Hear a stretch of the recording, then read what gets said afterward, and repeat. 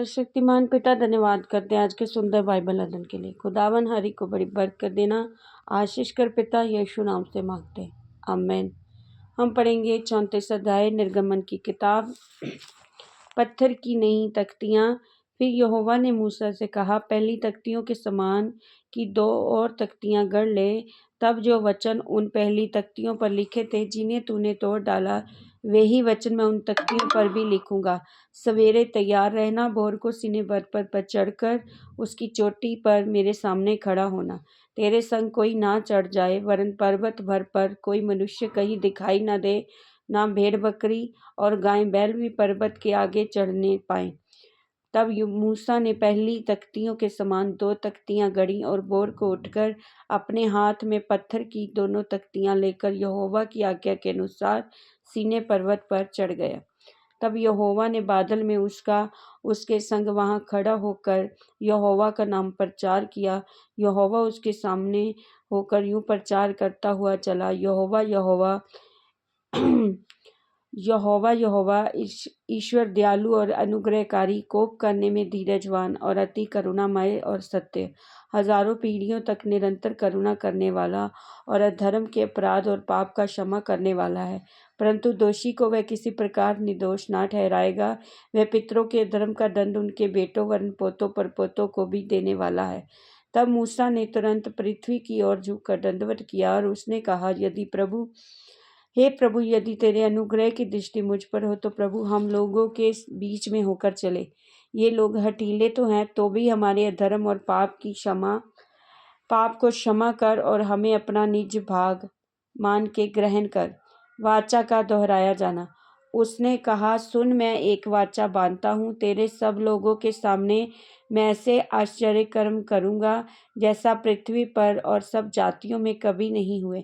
वे सारे लोग जिनके बीच तू रहता है यहोवा के कार्य को देखेंगे, क्योंकि मैं तुम लोगों के लिए करने पर हूँ। वह भयंकर काम है जो आज्ञा मैं आज तुम्हें देता हूँ, उसे तुम लोग मानना। देखो, मैं तुम्हारे आगे से अमोरी, कनानी, हित्ती, परिज्जी, हिब्बी और यबूसी लोगों को निकालता हूँ। इसलिए सावधान रहना, जिस देश में तू जाने वाला है उसके निवासियों से वाचा ना बांधना। कहीं ऐसा न हो कि वह तेरे लिए फंदा ठहरे, वरन उनकी वेदियों को गिरा देना, उनकी लाठों को तोड़ डालना, उनकी शेरा नामक मूर्तियों को काट डालना, क्योंकि तुम्हें किसी दूसरे को ईश्वर करके दंडवत करने की आज्ञा नहीं, क्योंकि यहोवा जिसका नाम जलनशील है वह जल उठने वाला परमेश्वर है।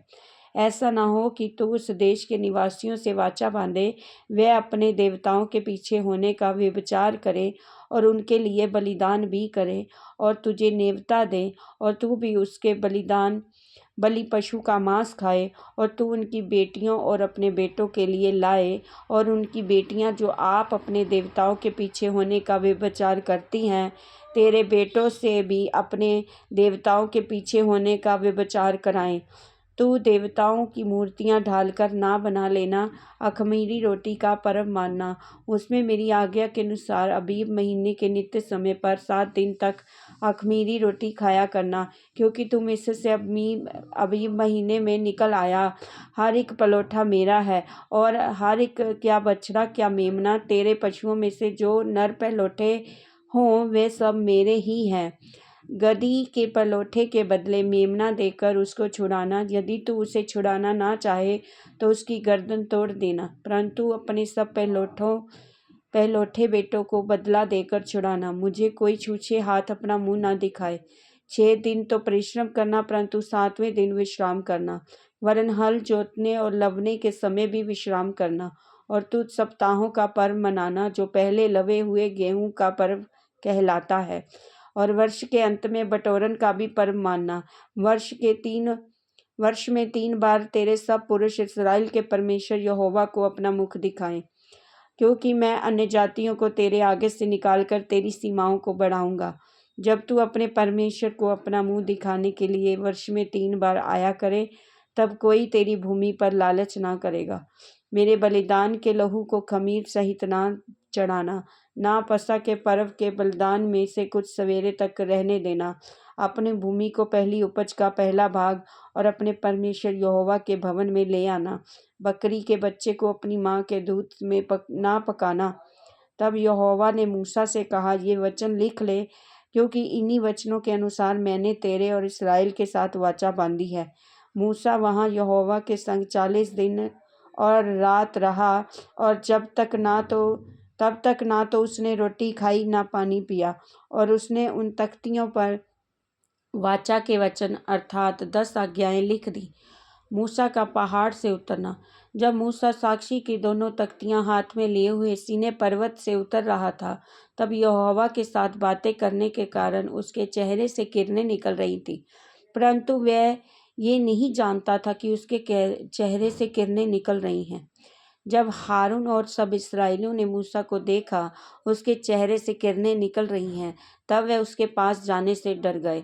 तब मूसा ने उनको बुलाया और हारून मंडली के सारे प्रधानों समेत उसके संग आया, और मूसा उनसे बातें करने लगा। इसके बाद सब इस्राएली पास गए, और जितनी आज्ञाएं यहोवा ने सीनै पर्वत पर उसके साथ बात करने के समय दी थी, वे सब उन्हें बताए। जब तक मूसा उनसे बात ना कर चुका, तब तक अपने मुंह को ओढ़ ना डाले रहा। परंतु जब जब मूसा भीतर यहोवा से बात करने को उसके सामने जाता, तब तब वह ओढ़नी को निकालते समय तक उतारे हुए रहता था।